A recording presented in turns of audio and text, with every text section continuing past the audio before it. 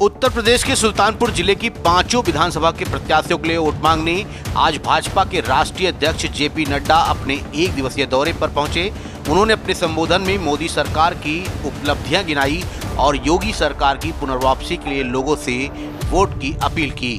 भाजपा अध्यक्ष ने अपने संबोधन में हर बार की तरह सपा के अखिलेश यादव पर जमकर हमला किया। उन्होंने सपा को काले बादल की संज्ञा देते हुए कहा कि जो उत्तर प्रदेश के लिए एक काले बादल की तरह मंडरा रहा है, उससे मैं आपको सजग करना चाहता हूं। ये काले बादल हैं, ये उत्तर प्रदेश के लिए नासूर हैं, ये उत्तर प्रदेश के विकास के लिए रोड़ा हैं और मैं ये कहने के लिए नहीं कह रहा हूं, बल्कि आपके सामने ये बात रखना चाहता हूं।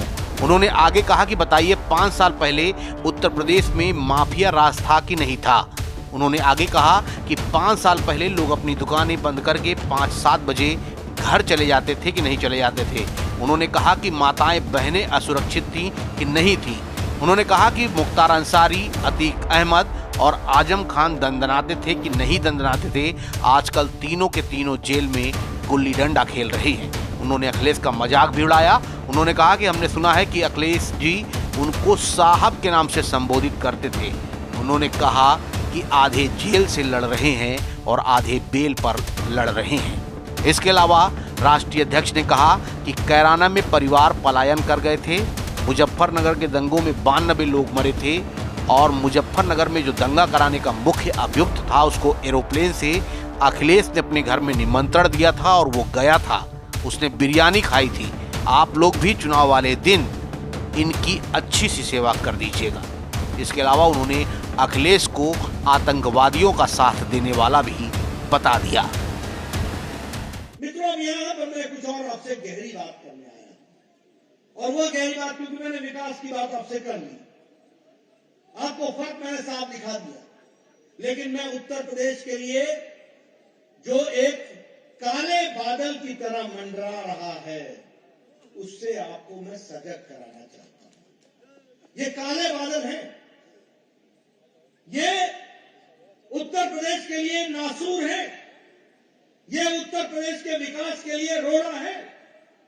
और मैं फिर कहने के लिए नहीं कह रहा हूं, मैं आपके सामने इस बात को रखना चाहता हूं।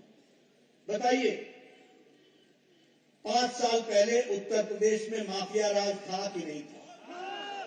बताइए 5 साल पहले लोग अपने दुकानें बंद करके 5-7 बजे के बाद चले जाते थे कि नहीं चले जाते? बताइए माताएं बहनें असुरक्षित थी कि नहीं थी? बताइए मुख्तार अंसारी ये दंदनाता था कि नहीं दंदनाता था? आप बताइए आतीक अहमद दंदनाता था कि नहीं दंदनाता था?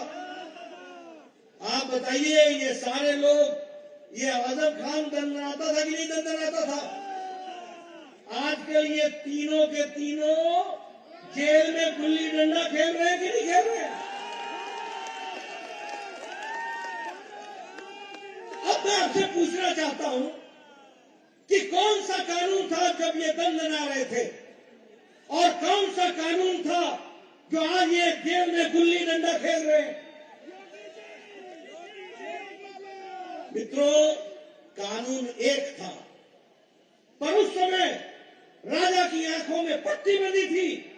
आज योगी राजा के कान आंख खुले हैं और इसलिए ये जेल के अंदर है और आप बाहर बस्ती में घूम रहे, ये हमको समझना चाहिए। उस समय के राजा के आंखों पे पट्टी बांधी थी और बंधवाई थी, मैं ना देखूं करो मौत। मैंने तो सुना अखिलेश जी इन लोगों को साहब के नाम से संबोधित करते हैं। साहब, वाह रे वाह, वाह रे सपा, ये काले बादल आधे जेल से लड़ रहे हैं, आधे बेल पर है। मित्रों, आप बताइए 5 साल पहले अखिलेश जी के राज में 200 दंगे हुए थे कि नहीं हुए थे?